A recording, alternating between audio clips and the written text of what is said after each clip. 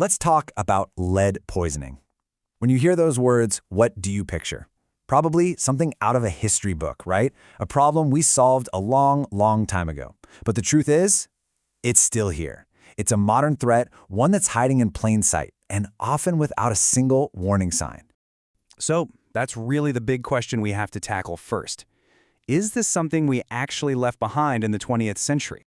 And the answer, to be blunt, is a hard no. Not even close. The threat is absolutely real, and its real power is that it's sneaky. It's a silent, invisible toxin that can get into our homes and our bodies, and we might never even know it's there. Okay, let's dive right in. Because to really get a handle on how to protect ourselves, we first need to understand what lead poisoning actually is and what makes it so incredibly dangerous. So, at its core, lead poisoning isn't usually some big one-time exposure. Think of it more like a slow drip. It's a toxic heavy metal that gradually builds up in the body over months, or even years. And here is the most important part. Even microscopic amounts can cause serious health problems. And for little kids under 6, that damage can be irreversible. And you know, the medical world is completely clear on this. This quote really says it all. There is no safe level of lead. It's not a question of how much is too much. Literally any amount is harmful. Every single exposure causes some kind of negative effect. So that immediately makes you wonder, right? If any amount is bad for us, where on earth is this stuff coming from? Well, let's take a look at some of the common, and maybe a few surprising, places where lead could be hiding right now. Now, we all know the big one, lead paint in older homes. When that stuff chips, it creates toxic dust. That's a given. But look at some of these others. The glaze on your favorite old coffee mug or on grandma's china? Yep, some of that can have lead. What about some imported toys or even candies? It can be there too. It's a threat that doesn't just come from our walls and pipes, but from the everyday items we bring into our lives. So once lead actually gets into the body, the damage it does is insidious. The symptoms are often really vague and can easily be mistaken for something else entirely. And they show up completely differently in kids versus adults. And this shows that divide perfectly. In children, lead attacks the very building blocks of their development. We're talking learning disabilities, behavioral issues, developmental delays. It's tragic. In adults, it often puts on a costume, masquerading as just getting older. High blood pressure, achy joints, foggy memory. These signs are so general, they can fly under the radar for years. But if you take away just one thing today, please let it be this. The single greatest danger of lead exposure is to a child's developing brain.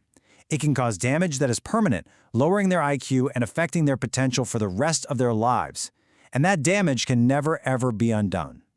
Okay, so the risks are clearly huge. But here's the good news. Lead poisoning is something we can find and we can treat. So let's look at how doctors figure it out and what they can do about it. The whole diagnostic process is actually pretty straightforward. It kicks off with a simple finger prick test, which gives a really quick result. If that initial screen comes back a little high, it's followed up with a regular blood draw from a vein for a super precise measurement. And it's that confirmed number that doctors use to decide what to do next. So what's the number they're looking for? Now, we already know that no level is truly safe, but the CDC uses 3.5 micrograms per deciliter as its official line in the sand. When a child's blood test hits that number, it triggers a whole public health response to find the source of the lead and help the family out.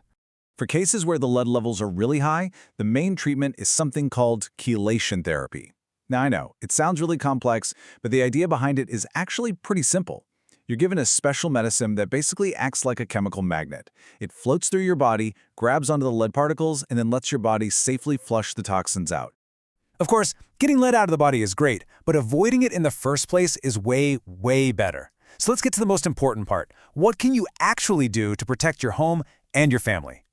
These are simple habits, but they have a massive impact. Washing hands and toys constantly, that breaks the pathway for lead dust to get into mouths. Cleaning with a damp cloth, that traps the dust instead of just kicking it up into the air. And this one is so important. A diet with lots of calcium and iron is a powerful defense. Think of those nutrients as bodyguards. They take up all the spots in the body where lead wants to attach, effectively blocking it. Small actions, but they offer powerful protection. So here's where we'll end. Lead poisoning is a serious, invisible threat, no doubt, but it's also a preventable one. Knowing where it hides and how to fight back is your best defense. So the only question left is, What's one small step you can take today to make your home a little bit safer?